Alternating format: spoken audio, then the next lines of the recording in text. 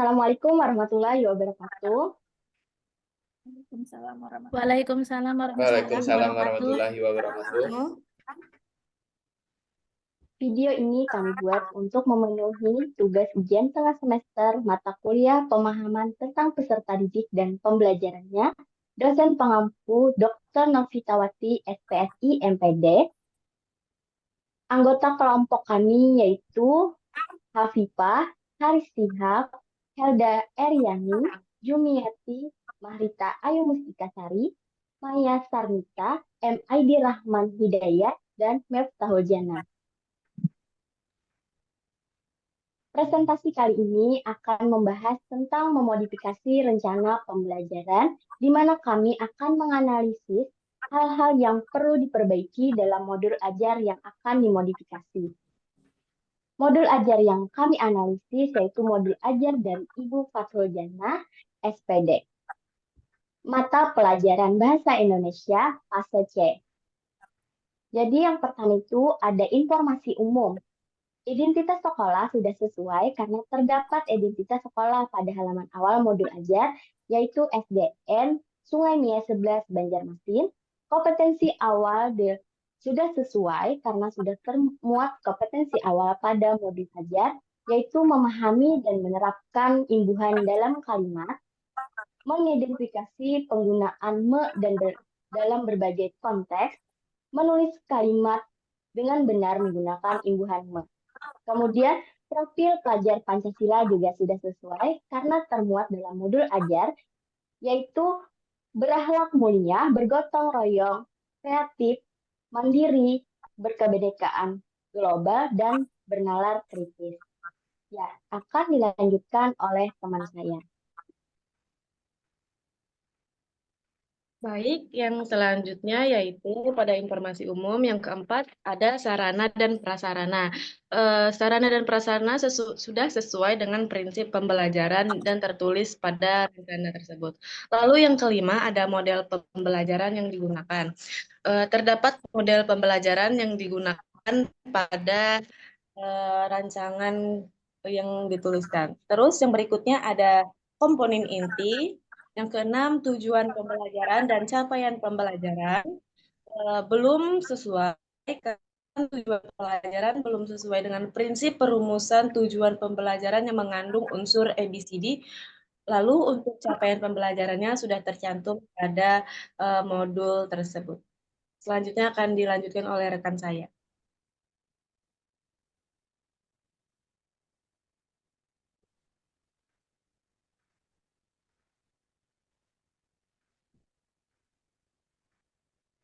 Pemahaman bermakna, yaitu terdapat rumusan pemahaman bermakna di modulnya.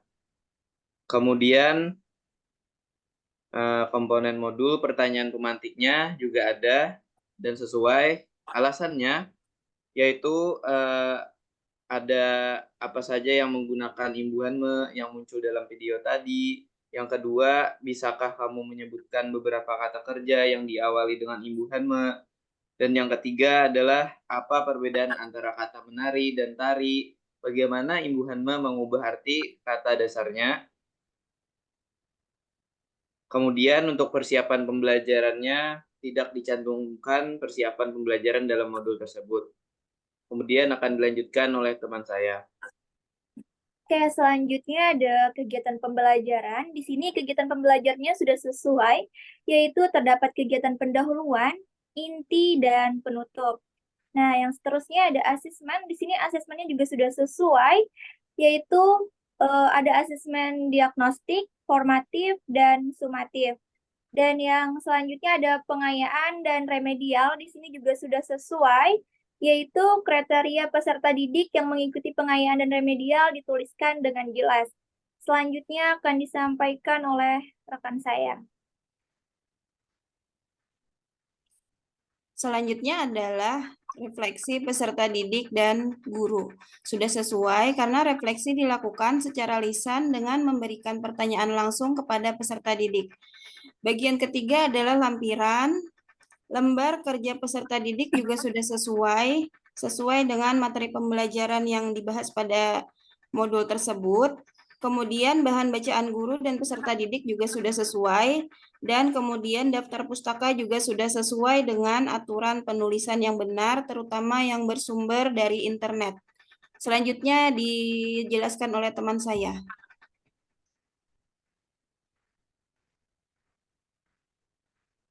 Baik, selanjutnya adalah perbaikan pada modul ajar.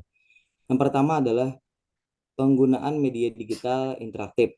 Alasannya, mengingat kebutuhan akan media pembelajaran yang interaktif, pembelajaran imbuhan dapat dilakukan dengan menggunakan aplikasi interaktif seperti Cohots atau quiz. Hal ini akan membantu menarik minat peserta didik terbiasa dengan perangkat digital, meningkatkan partisipasi mereka, dan memberikan umpan balik langsung.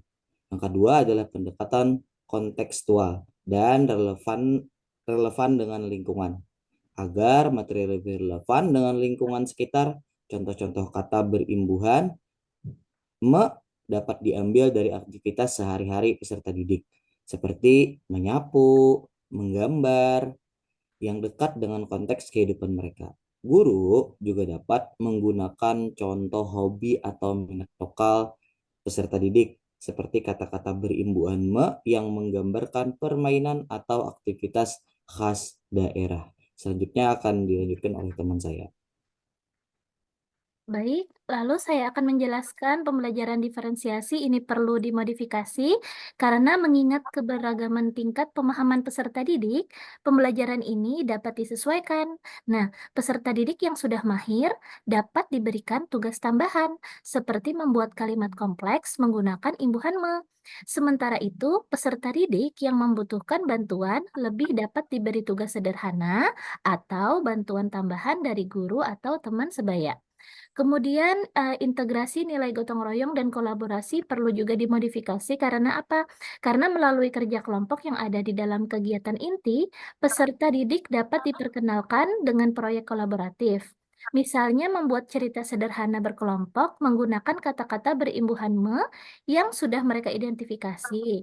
Nah, hal ini dapat memperkuat kemampuan komunikasi dan kerjasama mereka. Selanjutnya dijelaskan dan dipaparkan oleh teman saya. Baik, selanjutnya penggunaan asesmen formatif dan reflektif. Di akhir pembelajaran, peserta didik dapat melakukan refleksi individu mengenai pengalaman belajar mereka terkait materi imbuhan me. Selain itu, asesmen formatif dapat disesuaikan menggunakan metode reflektif. Misalnya, peserta didik diminta menyusun sebuah jurnal kecil tentang kata-kata yang mereka temukan dalam kehidupan sehari-hari yang menggunakan imbuhan me. Selanjutnya, pada pembelajaran berbasis masalah, peserta didik dapat diberi tugas untuk mencari imbuhan me dari bacaan ringan atau lingkungan sekitar, misalnya di rumah atau sekolah, dan mengidentifikasi konteks penggunaannya. Hal ini dari penemuan ini bisa dijadikan bahan diskusi di kelas. Selanjutnya pada tujuan pembelajaran. Pada tujuan pembelajaran ini tidak menggunakan komponen ABCD atau Audience Behavior Condition Degree secara lengkap, yang mana seharusnya gunakan kata kerja operasional yang terukur dengan mengganti kata kerja, dengan mengganti kata mengenal menjadi mengidentifikasi agar lebih spesifik dan terukur. Kemudian, konsisten dalam pemilihan kata kerja. Pastikan semua tujuan menggunakan kata kerja yang konsisten dan sesuai, seperti mengidentifikasi, menjelaskan, dan menggunakan. Dan yang ketiga, tambahkan kriteria keberhasilan untuk tujuan keempat.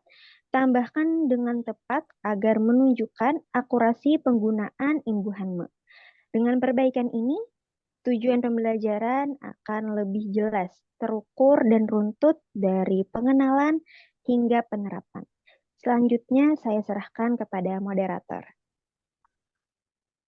Ya, baik teman-teman semua, alhamdulillah kita semua dapat berkumpul untuk mempresentasikan presentasi dan modul pembelajaran yang sudah kita modifikasi.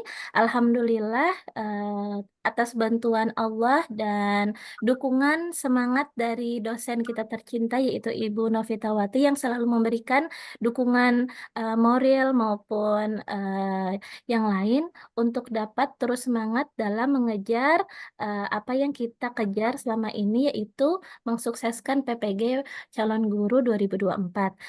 Kemudian dalam presentasi kita hari ini apakah ada yang ingin menambahkan atau yang ingin menyampaikan saran-saran?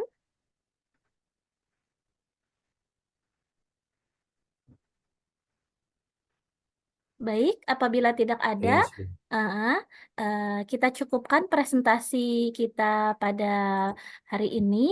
Alhamdulillah, wa syukurillah.